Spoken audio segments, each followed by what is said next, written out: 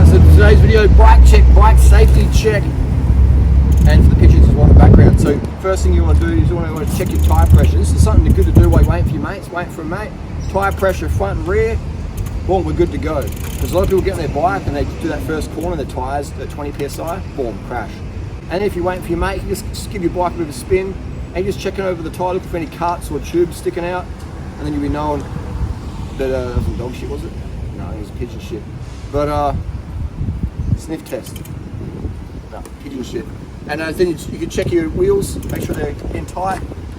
Boom. If there's any side-to-side play, that could be the wheels loose, or it could be the bearings need a bit of a tune. Get that sorted out. You want to look at your derailleur hanger and make sure that your derailleur pulleys are all straight and lined up. If they're bent in or out, when you shift into the big cog, it could end up in the spokes, and that could be very expensive if your bike's made of carbon fibre or if you're running Di2 stuff. So I've seen a lot of bikes get failures because the derailleur hanger got bent.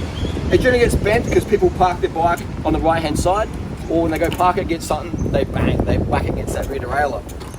Another thing we want to do is check for any play in the pedals, any pedal play in the axles and stuff like that. Okay, left and right. Boom, you make sure your crank arms on properly, and check your and then you can check your seat height. Make sure your seat hasn't slipped down, because if you've been watching my videos, you would have marked your seat height with a liquid paper pen, and same with your railings. Okay, so if things slip, you hit a bump, have a crash, things slip, you pull your seat out, put it in your car, and you're, oh shit, where did my seat belong?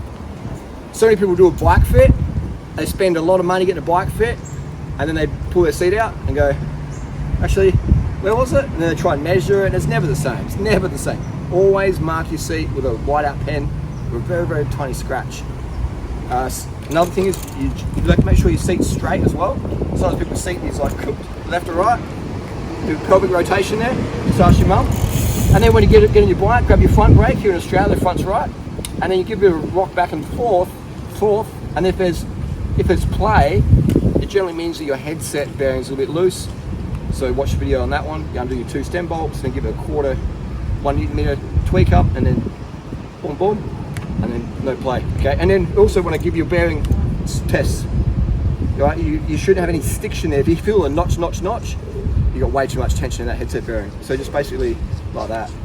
Okay, so there's no restriction, and there's also no play when you grab that front brake, or from the US front brakes here, Euro style. And that's about it. You know, we're checking for anything loose.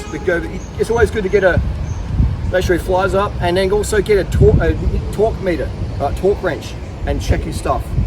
And basically taking your bar tape off here and there, just checking for any cracks in your bars, etc. Especially if you're going to run carbon. And that's pretty much it. Your tyre pressure, anything loose, noises, things like that. If you do have a noise on your bike, the main cause of noises is the quick release gets dry, okay? Or your wheel's loose. Some people just do their wheel not done properly, it's like loosening the bike. Another one is the axle of the pedal can get dry. So take your pedal out, put a bit of grease in there, and then slap in. It's like a 1 minute, 30-second job. They're the main causes of creakiness. So, and often it's not even the bottom bracket. It's the pedal axle or the quick release in the front wheel. So take your front wheel out, use a different quick release, put another one in, and then go test ride it. And often it's like, that's the cause here. But it sounds like it's the bottom bracket. So there you go, that's the main causes. And bikes, just a quick 1 minute, 2 minute safety check, and you're good to go. Simple as that.